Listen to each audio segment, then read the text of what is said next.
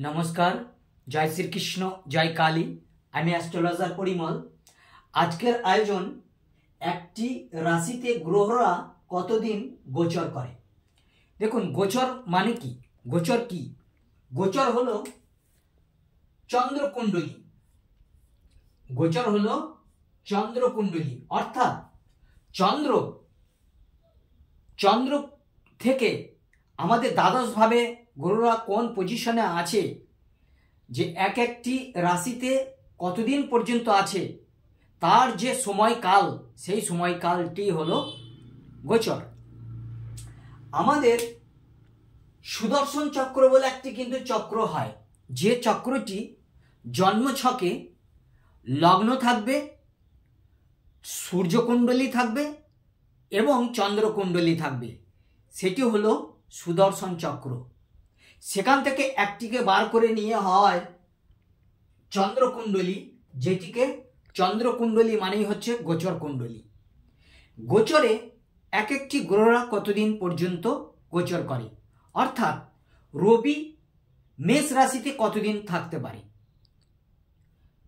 রবি বৃষ রাশিতে কতদিন থাকতে পারে, এইভাবে 12টি রাশিতে রবি কতদিন থাকে। আসুন বলি। রবি একটি রাশিতে 30 দিন থাকে, অর্থাৎ 1 মাস। চন্দ্র থাকে 2.5 দিন, চন্দ্র 2.5 দিন থাকে। মঙ্গল একটা রাশিতে 3 পক্ষ, অর্থাৎ 3 15 45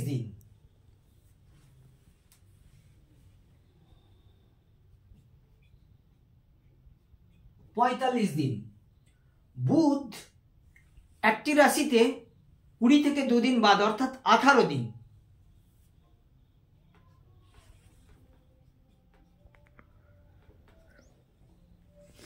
বৃহস্পতি 1 বছর, অর্থাৎ 365 দিন। আবার কারো কারো মতে 360 দিনও থাকে। 365 মানে 1 বছর, 1 বছর।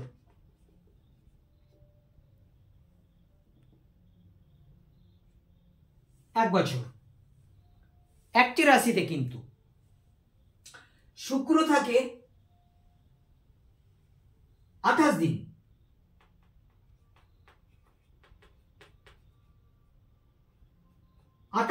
একটি রাশিতে থাকে। শনি হচ্ছে 2.5 বছর। দেখুন, আমরা যে 7.5 বলি, সেই 7.5 হলো একটা রাশিতে 2.5 দিন, অর্থাৎ ধরুন এখানে হচ্ছে শনি মহারাজ আছে লগ্নে।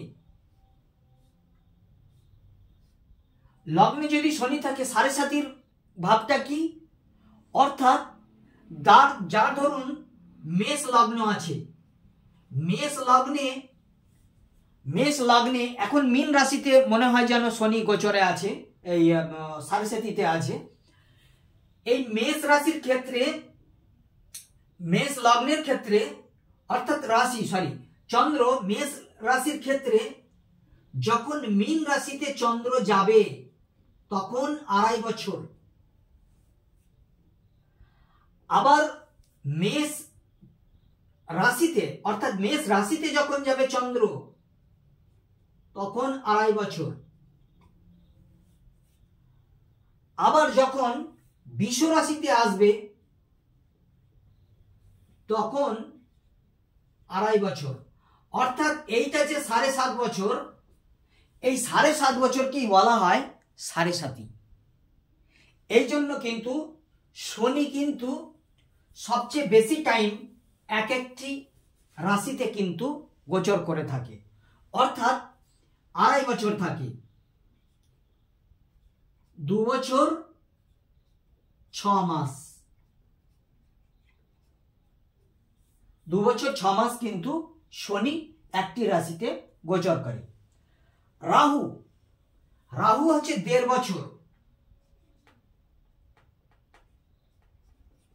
1 বছর 6 মাস। আর রাহু যদি 1 বছর করে তার সমসপ্তমে কেতু পাল্টাবে, তাহলে ও 1.5 বছর, 1 বছর 6 মাস। আমাদের এই যে সময় সীমা, এবার কারো দেখা গেল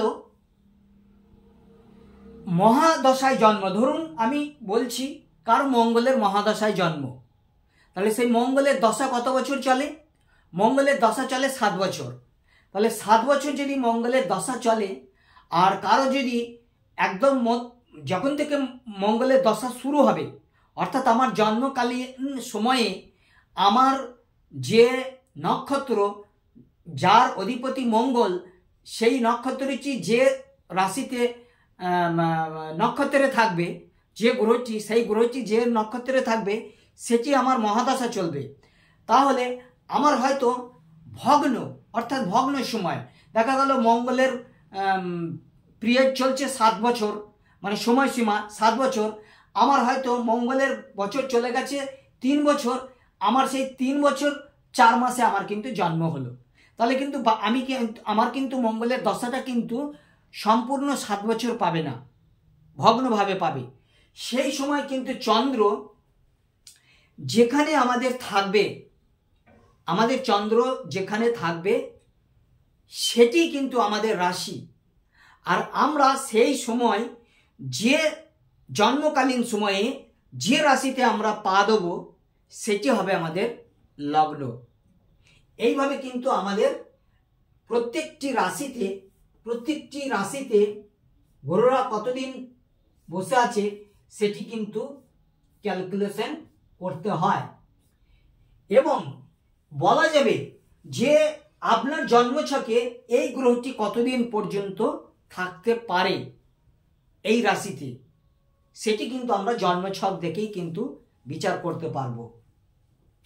যাই হোক, এই ছিল আজকের আয়োজন আমার গোচর সম্বন্ধে বলার, অর্থাৎ এক একটি রাশিতে এক একটি গ্রহ কতদিন পর্যন্ত থাকতে পারে সেটি আমাদের জ্যোতিষশাস্ত্র অনুযায়ী আমি আপনাদেরকে বললাম। আমার প্রোগ্রাম যদি ভালো লাগে তাহলে আপনারা আমার চ্যানেলকে অবশ্যই লাইক জানাবেন, শেয়ার করবেন, কমেন্ট করবেন এবং সাবস্ক্রাইব করে রাখবেন। আমার ইউটিউবে একটি পরিমল মণ্ডল অ্যাস্ট্রো 20 বলে চ্যানেল রয়েছে, সেই চ্যানেলে আসুন, আমার চ্যানেলকে সাবস্ক্রাইব করে রাখুন। তাছাড়া ফেসবুকে জ্যোতিষ জ্ঞান নামে একটি আমার পেজ চ্যানেল রয়েছে, সেই পেজে আপনারা ফলোয়ার হন। এই পেজ ফলো করুন, সেখান থেকে আমার সমস্ত প্রোগ্রামগুলো দেখুন। আর বিশেষ কিছু বলছি না। জয় গুরু, নমস্কার।